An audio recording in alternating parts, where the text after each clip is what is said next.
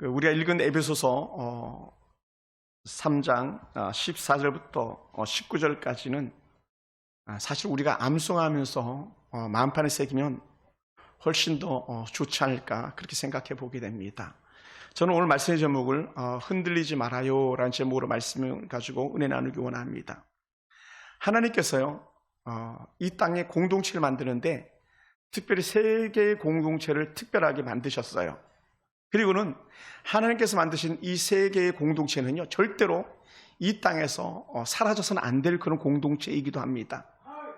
반면에 이 공동체들이 소멸하기도 하고 또 새롭게 막 조직되어지기도 하고 하는 그런 예도 흔히 간혹 있기도 합니다. 그런데요 할 수만 있으면 그 공동체가 절대 무너지지 않는 그런 공동체가 되면 참 좋겠죠. 그 첫 번째 공동체가 바로 가정이라는 공동체입니다. 그리고 두 번째는요 바로 교회이고요, 세 번째는 나라, 네이션입니다. 나라입니다. 하나님은 제일 먼저 처음부터 좀 많은 문제들을 가지고 만들어졌지만 가정을 아주 소중하게 여기셨습니다. 남편과 아내를 조직시켜 주시고요, 사랑하며 섬기며 살도록 그렇게 만들어 주셨고, 그 남편과 아내 속에서 자녀들 주셔가지고 자녀를 바라보면서 또 큰 기쁨과 또 즐거움을 누리게 하셨습니다. 그래서 그 가정의 행복의 열매로 자녀들을 허락하셔서 그 자녀들의 웃음소리가 가정을 넘쳐나게 하셨고, 또 그 자녀들을 통해서 계속적으로 가정의 계보가 이어가도록 만들어 주셨습니다. 그래서 성경에는 족보를 아주 귀하게 여깁니다. 그것이 바로 가정을 귀하게 여기는 것이죠. 그래서 가정이 평화로우면요 가족들이 함께 웃을 수 있고, 가족들이 함께 웃을 수 있을 때 바로 사회도 행복해서 웃을 수 있습니다. 그리고는 그 가정이 행복이 결국 자라가서 어떻게 되겠습니까? 바로 조국이라는 나라라는 그런 나라가 평화를 지속시킬 수 있는 것이죠. 그래서 우리는 어찌하든지 여러분의 가정들이 잘 지켜지기 원하고, 또 가정 공동체 안에서 함께 세워져가는 가족들이 한 사람도 어떤 환난이나 위기 가운데 그렇게 살지 않게 되기를 원합니다. 오직 하나님을 바라보면서 모든 가족들이 성령의 충만함으로 인도함 받기를 주님을 축복합니다. 두 번째는 우리가 잘 아는 그 교회인데요, 교회는 하나님께서 특별히 사랑하시는 공동체입니다. 얼마나 사랑하셨으며 교회를 갖다가 그리스도의 머리라고 표현해 주셨고, 교회 안에 있는 성도들을 그리스도의 몸의 지체들이 되었다 이렇게 표현해 주었습니다. 그러니까 교회는요 너무나도 소중한 그런 공동체이죠. 그래서 교회 안의 모든 성도들은요 예수님의 말씀에 따라서 행복을 누리고 그 안에 함께할 때에 진정한 천국의 기쁨을 맛볼 수 있게 되는 겁니다. 그래서 교회 안에서 안식을 누리게 되고, 교회 안에서 평강을 누리게 되고, 교회 안에서 함께 천국을 경험하는 그런 놀라운 공동체가 바로 이 교회입니다. 그래서 가정 공동체도 천국에 대한 모델이라면요, 교회 공동체도 천국에 대한 아름다운 모델입니다. 그래서 가정과 교회는 작은 천국이고요, 가정에서 행복을 누리지 못하면 천국의 행복을 누리지 못하고, 교회 안에서 행복을 누리지 못하면 하나님의 나라 천국을 누릴 수 있다고 말할 수 없어요. 그래서 우리는 교회나 또 가정이 천국의 모델이기 때문에 오늘 이곳에서 또 여러분이 속한 가정에서 마음껏 행복을 누리실 수 있길 주님의 이름으로 축원합니다. 그러다 보니까 사단은요 반드시 그들이 힘쓰고 애쓰는 게 뭐였냐면 가정을 무너뜨리려고 하고요, 교회를 무너뜨리려고 합니다. 가정을 무너뜨리려고 하다 보니까 여러분 개개인을 무너뜨리려고 몸부림을 치는 거고, 개개인이 무너지면 결국 가정이 무너지는 거고, 가정이 무너지면 두 마리 가둬서 교회는 무너질 수밖에 없습니다. 그래서 여러분 개개인이 성령 충만하고 가정이 행복하고 교회가 건강을 지켜갈 수 있길 주님으로 축원합니다. 그리고 세 번째, 하나님은 입만 여시면 자주 말씀하셨던 게 뭐냐면 천국, 하나님 나라 이런 단어를 들어 쓰셨어요. 그래서 하나님의 천국을 갖다가 하나님의 나라라고 그랬고, 또 데살로니가 전후서를 이렇게 읽다 보면요 주의 나라, 또 우리 하나님의 나라 이런 표현들을 많이 쓰셨습니다. 그래서 주님의 재림, 하나님의 재림 이런 뜻을 쓰셨는데 그게 바로 무엇을 통해서 우리가 강조하고 있는 거냐면 바로 나라입니다. 국가예요, 국가. 그래서 하나의 나라를 우리가 나라 혹은 천국이라고 표현하는 거 있잖아요. 그래서 이 세상을 향하여 이미 예수님께서 말씀하신 적이 있어요. 하나님의 나라가 너희에게 임했다라는 거예요. 그런데 하나님 나라가 이 땅에 임했는데 어떻게 돼요? 이 땅에 임한 하나님의 나라는 계속 사단의 공격을 받고 있어요. 여러분의 가정이 사단의 공격을 받고 있고, 여러분의 개개인이 사단의 공격을 받고 있듯이 이 나라가 이미 임한 하나님의 나라가 임한 이곳이 바로 사단의 공격의 대상이 되고 있습니다만은, 그러나 어떻게 돼요? 하나님의 은혜가 충만함으로 결코 쓰러뜨릴 수 없는 그런 나라, 그런 곳들이 되기를 주님을 축원합니다. 그래서 하나님은요, 나라를 너무나도 소중히 여기셔서 하나님 스스로가 뭐라 그러냐면 내가 나라의 왕이다, 이런 표현을 썼어요. 그래서 예수님이 어떤 분이라고 표현합니까? 예수님이 이 땅의 왕이다, 이렇게 표현했어요. 그래서 예수 우리 왕이요, 이런 신앙의 고백을 우리가 하고 있지 않습니까? 그러므로 사랑하는 성도 여러분, 하나님 믿음의 조상들에게 나라를 약속해 주셨습니다. 그리고 그 나라가 영원 무궁할 거라고 말씀해 주기도 했었습니다. 그만큼 국가적인 공동체는요, 하나님께서 아주 소중하게 여기는 것이죠. 사랑하는 성도 여러분, 그래서 하나님을 기쁘시게 하면요, 하나님의 나라가 평안하고 하나님을 힘겹게 하잖아요. 그래서 그 나라가요, 무너지고 말아요. 또 이 국가라는 공동체 특이해가지고요, 나라 역시 천국 같은 나라가 있고요, 반면에 지옥 같은 그런 나라가 있어요. 여러분, 미얀마는 거의 지옥입니다. 제가 가보았지만요, 거의 지옥 같은 삶을 살고 있어요. 북한은 가보지 못했지만요, 그건 뭐 말할 건덕지도 없는 거죠. 북한은요, 살아있는 사람들이 사는 지옥입니다. 그래서 우리는 그런 나라가 무너지기 바라고 하나님 나라가 그들 안에 세워지기를 원하는 거예요. 할렐루야. 이를 갖다 우리 미션 선교라고 말해요. 그래서 수많은 사람들이 북한이 하나님 나라로 바뀌기를 원하고, 미얀마 같은 그런 사회주의 국가가 하나님 나라를 바뀌기를 원하는 그런 마음을 가지고 있는 것이죠. 특히 유대인들은요, 나라에 대한 개념이 아주 각별합니다. 그들은 2000년이나 나라 잃은 서름을 겪어봤던 사람들이에요.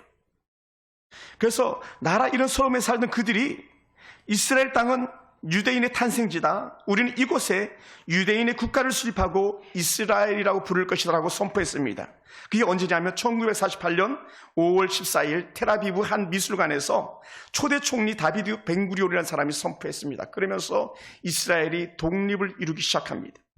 그리고는 그 당시 이스라엘 지역, 팔레스타인 지역을 점령하고 있던 영국군들이 다 철수합니다. 바로 그날. 그리고 그날 오후에 미국은 이스라엘을 정식 국가로 인정하기 시작했고, 그것이 오늘날까지 이르고 있습니다. 그래서 이스라엘의 독립이 아주 성경 속에서 각별한 의미를 가지고 있기도 합니다. 그래서 사랑하는 성도 여러분, 유대인들은요, 2000년 만에 대차례 나라였기 때문에 그들은 나라에 대한 생각이 아주 각별합니다. 그래서 이스라엘 가보면요, 우리 하은이 같이, 우리 희은이 같이 저렇게 예쁘고 젊은 청년들도요, 수많은 청년들이 총기를 메고 다닙니다. 여성들이. 또 남자 청년들도 그렇고요. 나라를 지키려고.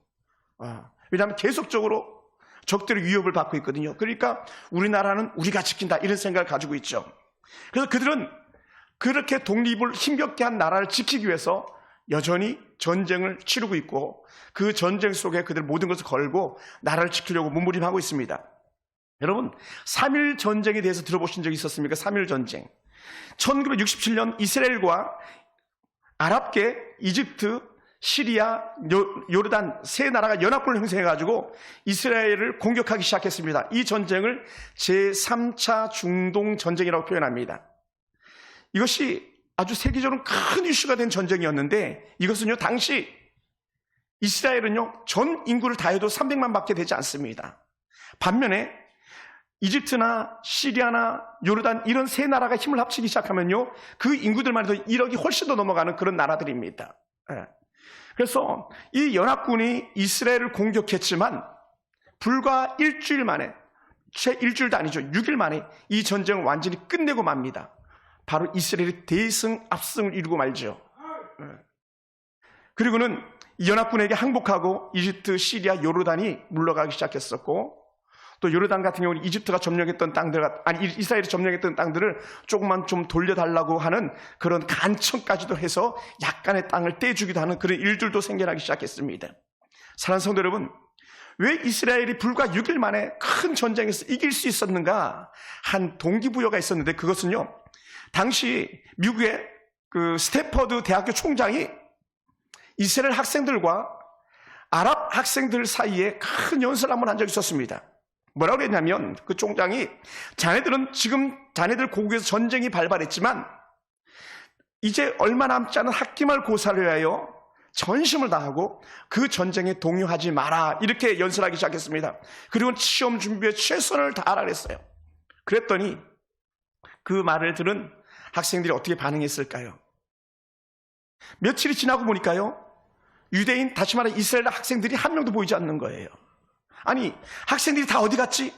찾아보니까 지금 우리 조국에 전쟁이 났는데 우리가 평안하게 공부만 할 수 있냐 하면서 나라를 위해서 총을 들고 나가 싸우기로 작정하고 다 조국으로 돌아가 버리고 말았습니다. 그것이 이스라엘 사람들이 갖고 있는 특별한 조국에 대한 생각들이었죠. 또 며칠 후에 또 같은 날 비슷하게 아랍 학생들이 또 하나도 보이지 않는 거예요. 그래서 이 아랍 학생들은 다 어디 갔냐 찾아보니까요, 그들은요, 자기들의 나라에서 징집 명령이 날까봐 그들은 다 숨어버렸답니다. 다 숨어버렸어요.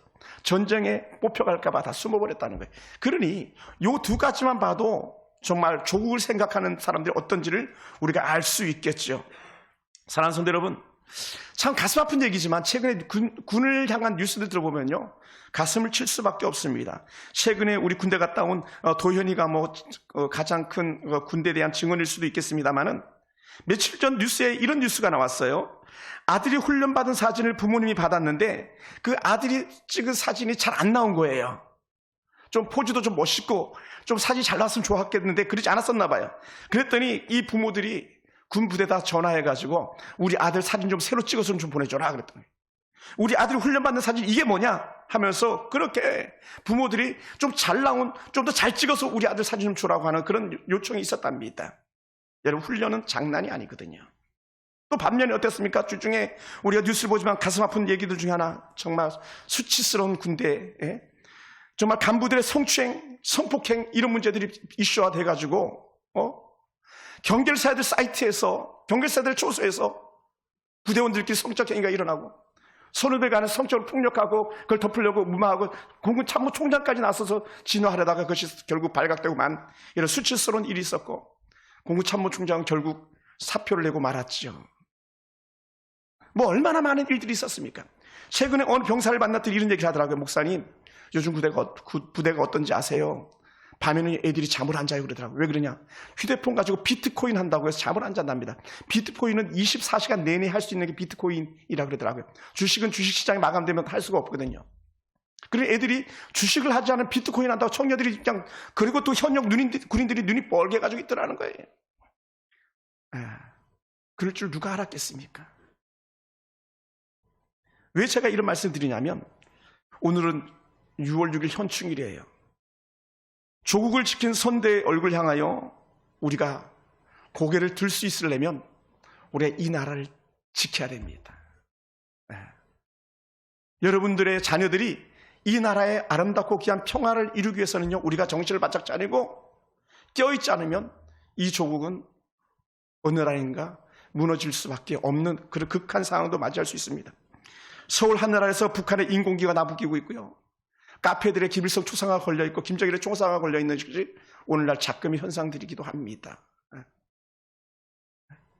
우린 여야를 가릴 것 없이요, 좌우를 가릴 것 없이 이 나라는요, 누가 뭐라 그래도 지켜져야 될 나라입니다. 일국의 대통령이 자서전을 읽히지 않으면서, 출판을 금지하면서 북한의 김일성의 자서전을 읽혀야 된다고 하면서 출판을 허가해주는 그런 나라가 돼버리고 말았습니다. 무엇이 진실일까요? 저는 14년 6개월 이상 군생활을 했던 한 예비역으로서 가슴을 칠 수밖에 없습니다. 바이런이라는 사람은 국가에 대해서 이렇게 표현했습니다.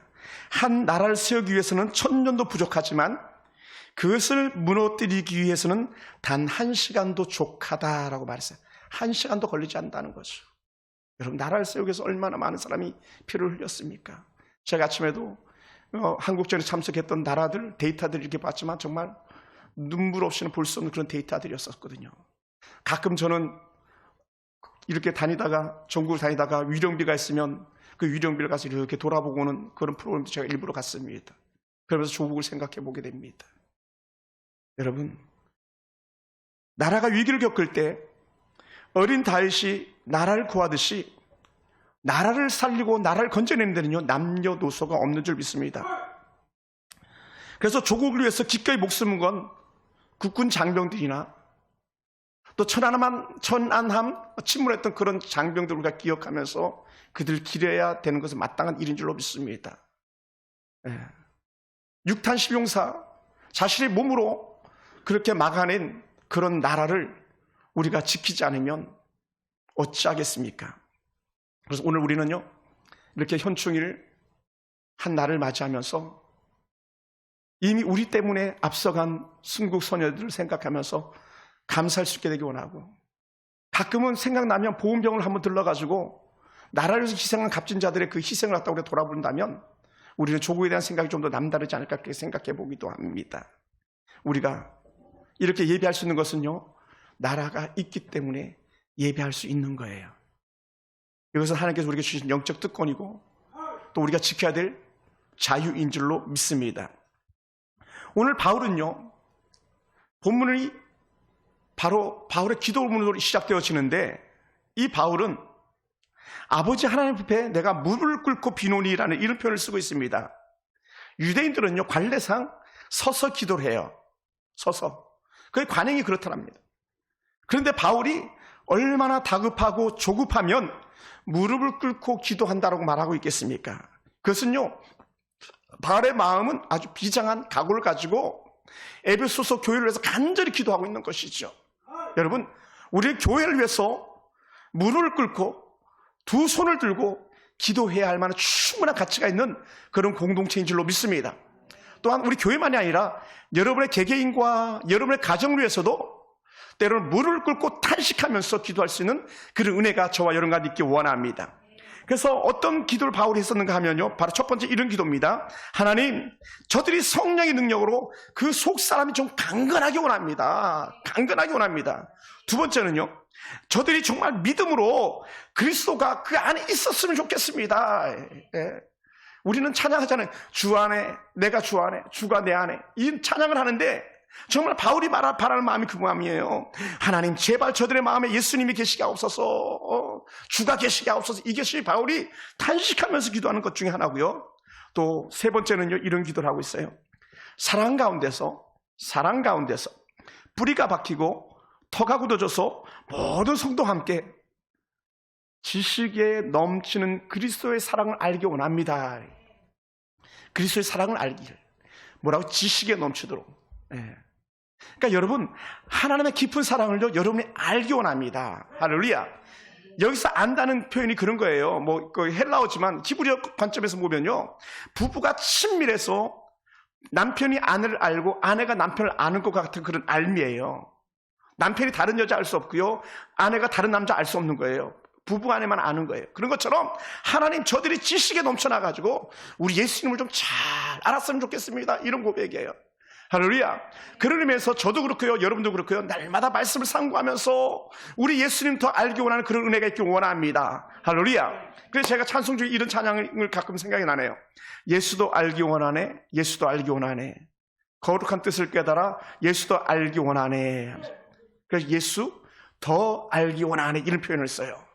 사랑하는 성도 여러분, 저는요, 제 꿈에도 소원이 있다면요, 여러분이 우리 예수님 더 알기 원합니다. 그래서 예수님을 여러분의 입술로 고백할 수 있는 영적 은혜가 더하기 원합니다. 그래서 입만 열면 예수님, 예수님, 또 거기서 플러스 된다면 주님 사랑합니다, 이 고백한다면 얼마나 행복한 성도가 되겠습니까? 그러면서 하는 말이 뭐냐면, 우리 19절을 같이 한번 읽어볼까요? 19절.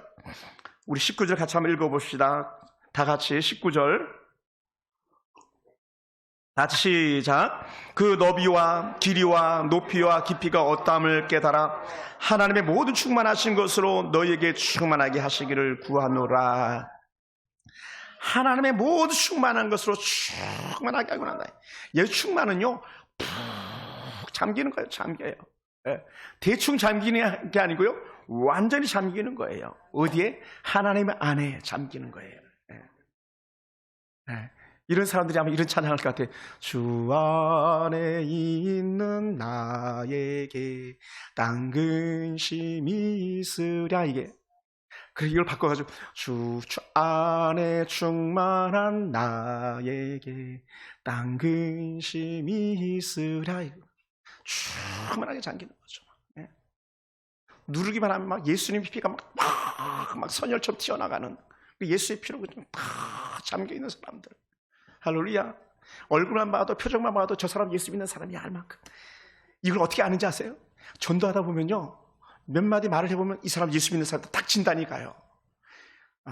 그 이제 막 얘기하면 목사님 맞아요. 저 어디 교회 성도예요. 어디 교회 성도예요. 막 그래요. 어제도 누가 막 예수 얘기를 하다가 목사님 허리가 아프다고 막 그러더라고요. 교회 다닌다는 말을 결코 안 하고. 그러면서 이게 기도한다고 낫겠습니까? 그러더라고요. 그분이 저한테.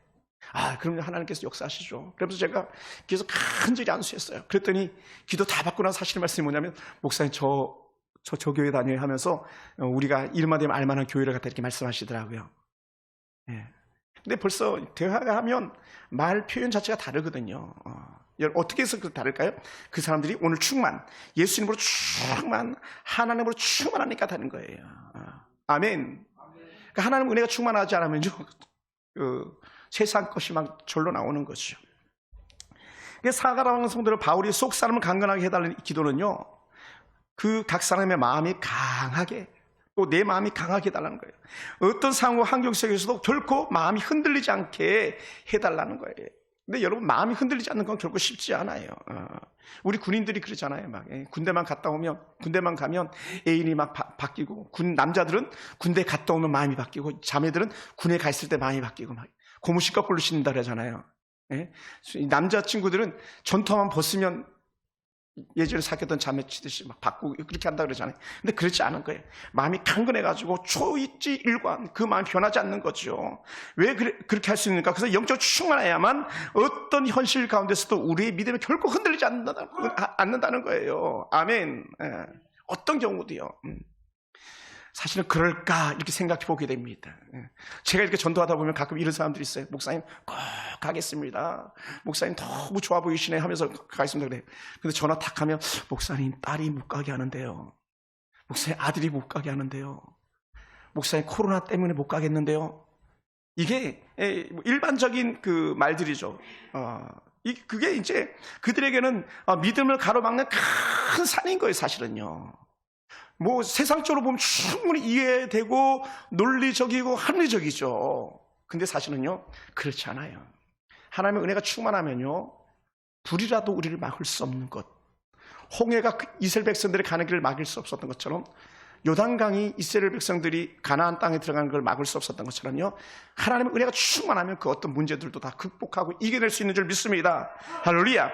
그러다 보니까 사도 바울이 16절에서 성령의 능력으로 말미암아 속 사람을 강건하게 하시옵소서, 이런 표현을 쓰는 거예요. 할렐루야.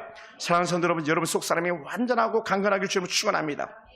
그러면서 하나님이요, 저들이 정말 하나님 은혜 가운데 충만하게 하사 저들과 주께서 함께 하시옵소서, 이런 고백을 해요. 그것이 바로 동행이라는 표현인데, 3장 17절 말씀은 바로 그런 표현이에요. 하나님, 저들의 마음속에 주님이 동행하고 계셔서 날마다 주님이 함께하고 있는 성도인 것을 알게 하옵소서라는 거예요. 할렐루야. 여러분 스스로 가만히 생각해 보세요. 나는 지금 예수님께서 나와 함께하고 계신가라는 거예요. 함께하고 계신가.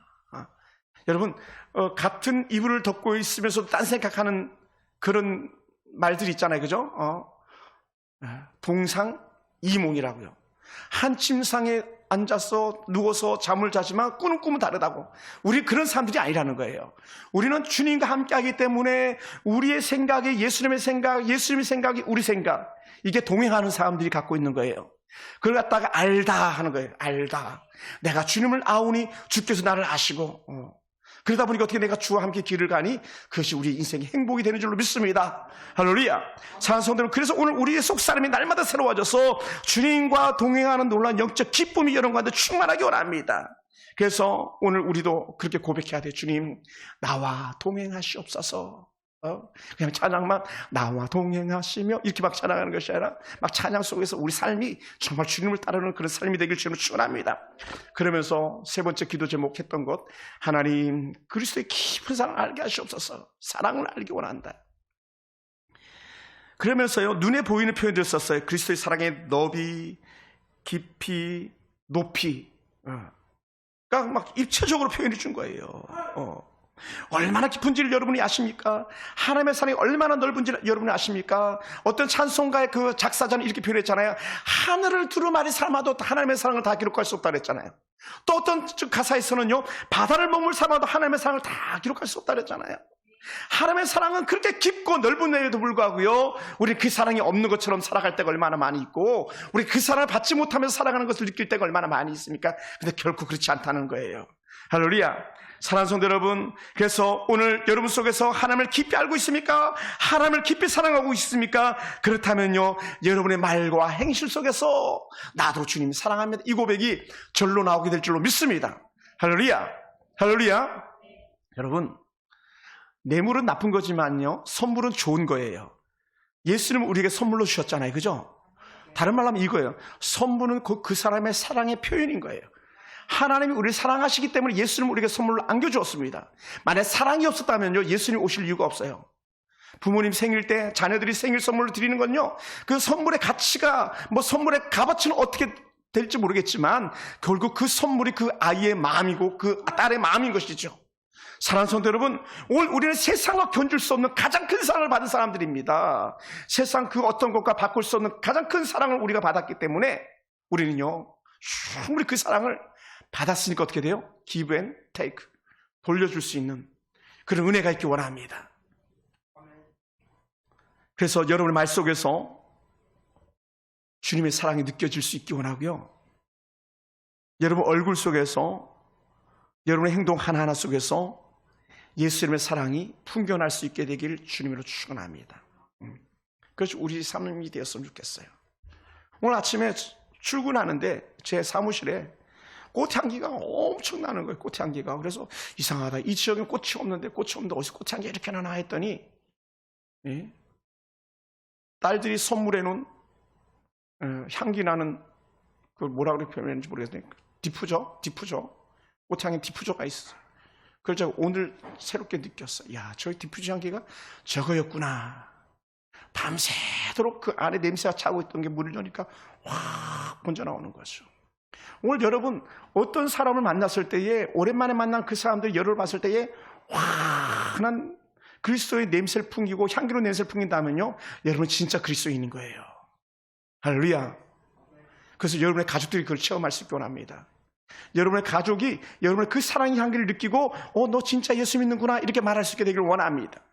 저도 그렇게 살기 원하고요, 여러분 모두 이렇게 예수님의 사랑을 전하는, 또 향기를 전하는 그런 사람 되기 원합니다. 그렇게 하기 위해서 어떻게 해야 되냐? 바로 18절, 그리스도의 사랑을 알아야 된다는 거예요. 아멘. 한번 따라해보세요. 하나님, 내가 주의 사랑을 잘 알게 하시옵소서. 할렐루야. 잘 알아야 돼요. 잘 알아야 돼. 잘 알아야 됩니다. 그래서 그 사랑이 넘쳐나기를 원합니다. 또 바울이 했던 네 번째 기도 제목이 이런 거였잖아요. 하나님의 모든 충만하신 것으로 너희에게 충만하게 하소서. 저희에게 충만하게 원합니다. 주의 사랑과 너비와 길이와 높이와 깊이가 어떠한지를 잘 알기 원합니다. 이것은 뭐냐면 다른 표현이 이런 것 같아요. 저는 이렇게 해석했습니다. 그들이 예수님처럼 살아내는 거라고요. 할렐루야. 예수님처럼 살아내는 것.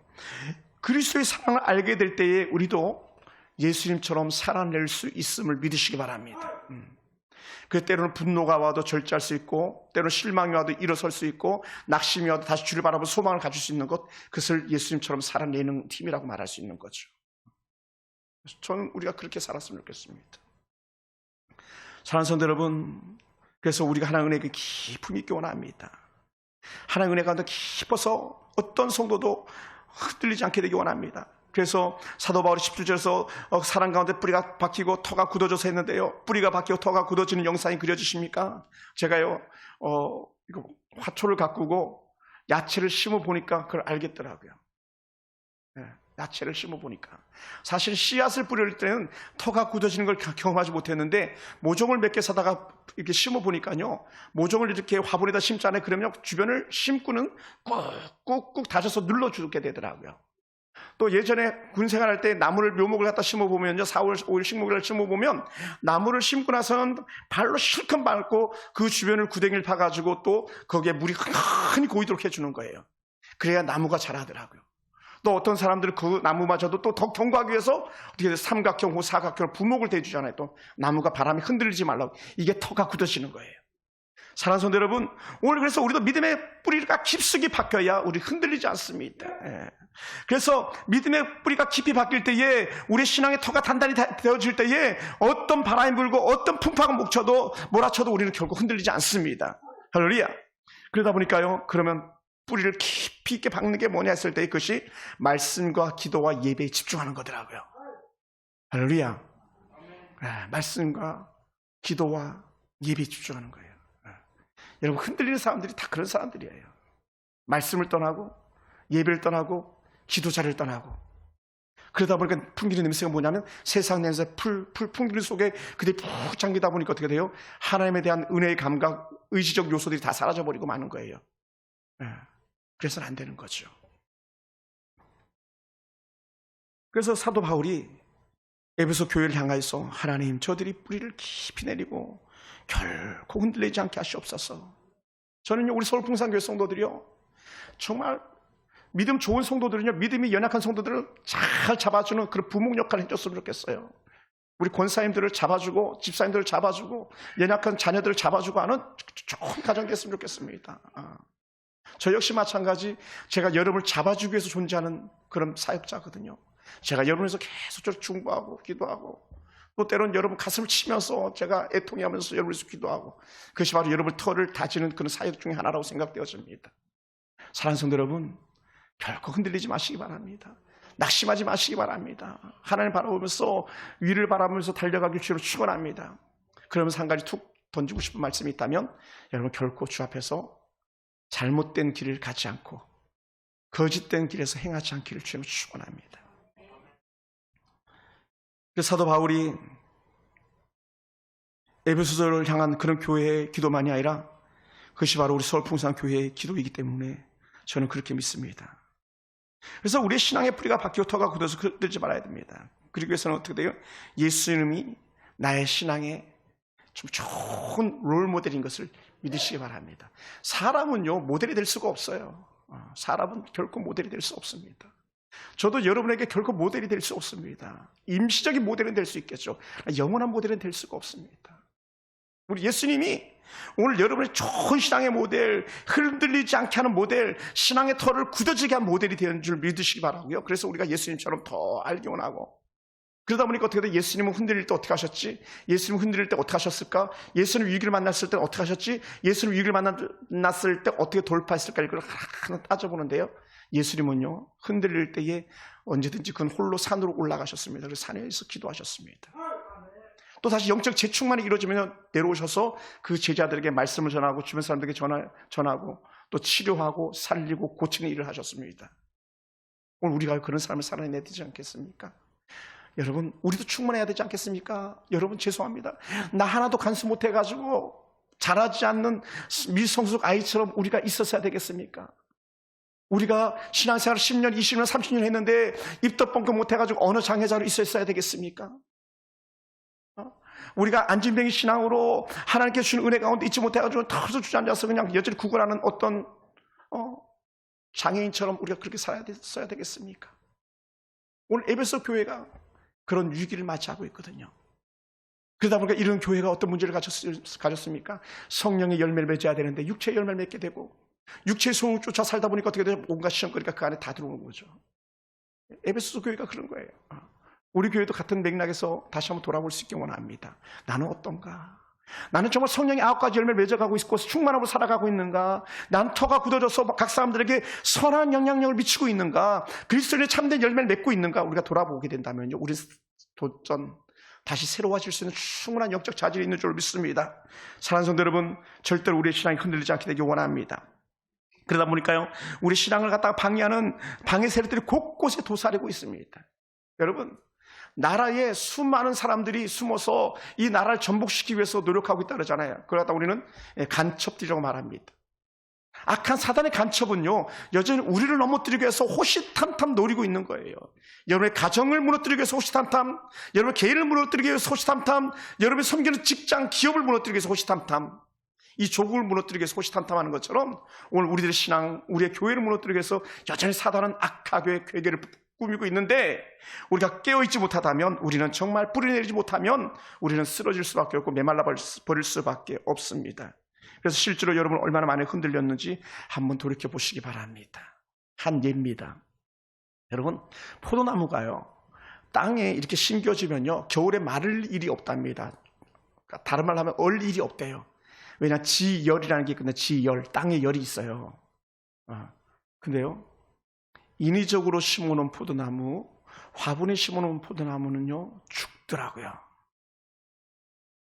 저희 옥상에 포도나무가 3그루가 있는데 이제나 싹이 날려나 저제나 싹이 날려나 했더니 지난 겨울 갑자기 얼마나 한파가 몰아쳤습니까? 우리 교회가 얼어 터질 정도였으니까요.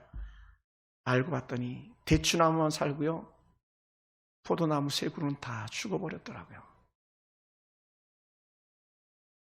차디찬 그 바람을 이기지 못하고 그 얼음 덩어리를 이기지 못하고 죽어버리고 말았어요. 어디요? 만약 그 나무가 일반 맨 땅에 뿌리를 내렸다면 살았을 텐데 그러지 못해서 죽어버렸더라고요. 또 다른 하나는 그 포도나무가 얼까봐 이렇게 예를 들어서 저라도 막 스티로폴로 감싸고 비닐로 감싸고 막 동연해가지고 바람도 잘 안 통하게 살짝 공기만 통하게 해놓고 했었더라면 죽지 않았었을지도 모르는데 그렇지 않았기 때문에 그 나무는 죽어버리고 말았더라고요. 여러분의 신앙이 마찬가지입니다. 원뿌리 예수님에게 뿌리를 내리지 않으면요, 우리는 말라 비틀어지고 말아요. 어제도 어떤 이단의 악한 교주가 성도들을 마음껏 착취하고 유리하는 것들이 이 뉴스거리가 되어서 나온 걸 잠깐 본 적이 있습니다. 여러분, 가짜는요, 죽이고 멸망시키는 도적으로 옵니다. 반면에 우리 예수님은 살리는 분으로 오셔요. 그분에게 우리는 뿌리를 내릴 수 있게 원하고 그분의 가치에 접붙여서 우리 좋은 은혜 열매가 가득 맺혀지는 그런 복된 성도가 되기를 주님은 축원합니다. 그래서 사랑하는 성도들, 여러분을 흔들리지 않게 되기 원합니다. 한 번, 두 번 신앙이 흔들리고 말면요, 만사가 귀찮아지는 거예요. 만사가. 저도 성령으로 충만하지 못하면요, 설교 준비가 귀찮아지고 기도가 귀찮아지고 말씀을 읽기가 귀찮아지더라고요.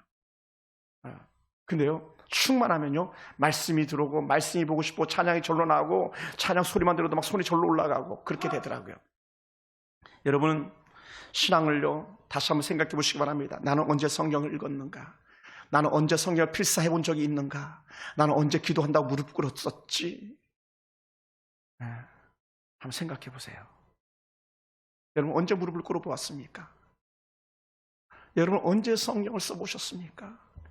또 여러분, 언제 애써서 성경 요절 한 자리라도 더 외우려고 몸부림쳐 본 적이 있습니까? 그때가 소중한 거였어요. 중요한 것은요, 그것이 now, 지금이 되기 원합니다. 지금. 다시 여러분이 신앙의 뿌리, 말씀에 근거하여서 오늘 승리내는 그런 성도들이 되길 주님은 축원합니다. 그래서 영적으로 무기력하니까 어떻게 돼요? 영적으로 무기력하니까 정말 아말렉을 이겼던 그런 사울왕이요, 영적으로 무기력하니까 자기 앞에서 무려 40일 동안 칼춤 추면서 조롱하는 골리앗을 이기지 못하고 벌벌벌벌 떨고만 있더라고요. 뭐라고요? 영적으로 무기력하니까. 그 더러운 조롱 소리를 들으면서 아무것도 하지 못하고 있는 그런 사울왕과 다윗의 형제들과 수많은 군대들을 보지 않습니까? 얼마나 부족합니까? 아무것도 할 수 없었습니다. 또 우리가 잘 아는 삼손, 영적으로 무기력하니까요, 그냥 1,000명을 한 번에 때려 죽일 수 있는 그런 삼손이 두린을 뽑혀가지고 이방의 악한 신전에서 겨우 맷돌이나 돌리고 있더라고요. 우리가 돌린 이런 맷돌이야 연자 맷돌, 큰 맷돌이죠. 그걸 돌리고 있더라고요. 뭐라고요? 천하의 삼손이, 그 이름이 햇볕 강렬한 태양이거든, 태양. 그런 이름을 가진 삼손이 그냥 겨우 조롱거리, 희덕거리, 그걸로 전락하고 말더라고요. 영적으로 무기력하니까. 사랑하는 성도 여러분, 영적인 무기력하면요, 하나님을 등지게 하고요, 영적인 무력하면 예배를 포기하게 하고요, 하나님의 은혜 가운데서 점점 멀어지다 보니까요, 삶을 그리스도인의 삶이 아니라 죄인의 삶, 사단의 수하가 돼서 사단의 종로로 살게 만들더라는 거죠. 사실은요, 그게 에베소 교회예요. 때로는 그것이 오늘 우리들의 교회일 수도 있고요, 한국교회 현상일 수도 있고요, 또 때로는 저나 여러분의 모습일 수도 있어요. 그래서 저는 다시 한번 새롭게 흔들리지 않길 바라는 마음을 갖고 있습니다. 반면에요, 하나님 은혜가 충만한 어린아이 하나가, 우리가 잘 아는 다윗이 그 삼손을, 아니 그 골리앗을 한 번에 때려 눕혀버리고 말지 않습니까? 그리고는 그가 자랑하던 칼을 뽑아다가 그의 목을 잘라버리고 말잖아요. 이게 골리앗의 칼이거든요. 둘이 뽑혔던 삼손도 다시 하나님 앞에 간절히 기도하고 또 기도하고 또 기도하니까요, 잃어버렸던 영적 에너지, 영적 능력이 다시 새롭게 솟아나가지고 그가 이전에 죽였던 그 수많은 사람들보다 훨씬 더 많은 사람을 죽이면서 마침표를 찍고 말잖아요. 영적 회복이었었거든요. 사랑하는 성도 여러분, 어떤 사람은요 10년을 방황하는 사람도 있습니다. 영적 회복을 잃어버리니까요. 또 영적 은혜를 잃어버리니까 어떤 사람은 5년을 방황하기도 합니다. 어떤 사람은 1년을 방황하면서 있기도 합니다. 또 제가 사역을 하다 보니까요, 어떤 사람은요 아예 교회를 등지고 세상으로 푹 나가 있는 그런 사람도 있더라고요. 우리 교회를 떠난 성도들을 위해서 안타까운 마음으로 가끔 전화를 해보면요, 아예 교회를 나가지 않는 그런, 이전에 칭찬받고 사랑받고 박수받았던 그런 사람들이 아주 세상에 절여가지고 옛사람이 되어서 살아가는 사람들을 볼 때에 정말 저는 한 목회자로서 가슴을 칠 수밖에 없었습니다. 지금 내 신앙을 뿌리째 뽑으려고 하는 것이 무엇이 있습니까? 내 신앙의 터전을 무너뜨리려고 하는 악한 사단의 괴계는 무엇입니까? 여러분들이 담대하게 분별해낼 수 있길 주로 축원합니다. 우리는 코로나는 그런 질병 속에 숨어가지고 우리의 신앙을 갖다 너무나도 쉽게 배역하고 말았습니다. 우리는 우리의 환경, 때로는 우리의 정말 가족들이라는 이름 때문에 우리는 신앙을 갖다가 손뒤집듯이 뒤집어가지고 영 이별한 적들도 한두 번이 아닙니다. 내 육신의 안락함, 내 육신의 건강, 또 때로는 물질의 안을 위해서 우리는 하나님을 던졌던 적이 정말 얼마나 많았었습니까? 우리는 그걸 갖다 이렇게 말합니다. 신앙의 양심을 저버렸더라고요. 우리 회복해야 됩니다. 할렐루야. 그래서 우리는요 다시 우리의 신앙을 뿌리째 뽑으려고 하는 악한 사단과 영적인 싸움을 할 수 있는, 맞짱을 뜰 수 있는 어린 다윗과 같은 영적인 에너지가 다시 우리 속에 일어나야 될 줄로 믿습니다. 할렐루야.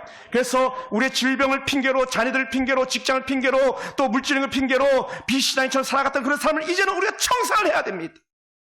그래서 그렇게 살기 위해서 바울이 무릎을 꿇었던 것처럼 우리도 무릎을 꿇기 원하고, 바울이 하나님 앞에 소리 질렀던 것처럼 우리도 소리 지르면서 우리도 두 손 들고 하나님 살려주세요, 이런 고백이 우리 속에 절로 나올 수 있길 주의 이름으로 축원합니다.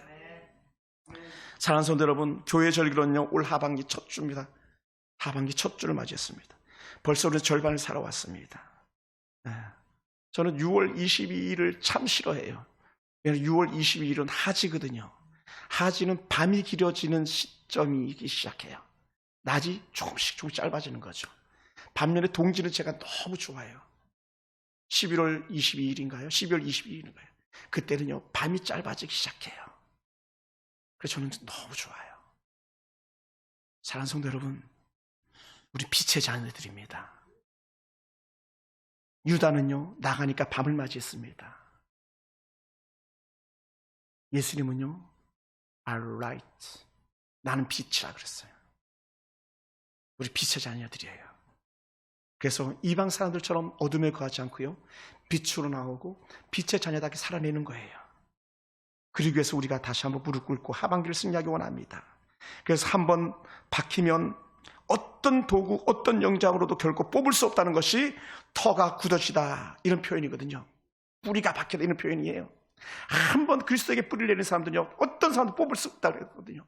오늘 우리들의 믿음이 그 어떤 사단이 와서 흔들어도 결코 뽑아질 수 없는 그런 자가 되기 원합니다. 킹 아더 아시죠? 영국의 아더 왕의 칼은 아더 왕이 뽑을 수 있는 것처럼, 근데 우리의 신앙은요 뽑을 수 없는 그런 굳센 신앙이 되길 주님으로 축원합니다. 그래서 우리 서울 풍산교회 성도들은요 우리 교회 안에서 다시 믿음의 터가 굳어져 가지고 하나님 나 이렇게 살다 왔습니다 담대히 고백하면서 승리하는 그런 성도가 되기 원합니다. 할렐루야. 사랑하는 성도 여러분, 말씀을 마무리합니다. 오늘 다시 한번 새롭게 은혜 가운데 충만해서 우리의 연약한 신앙이 견고해지고, 또 때로는 우리의 병들은 신앙이라면 그것이 치유되는 은혜가 저와 이런 가운데 있기 원합니다.